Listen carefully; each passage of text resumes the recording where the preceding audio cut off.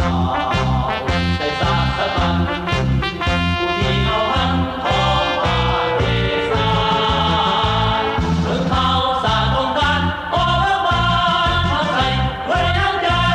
ถ้ายังสามารถในการต่อสู้เมื่อพวกผู้ดินแดนของเราผู้เอาสันติภาพเอกลา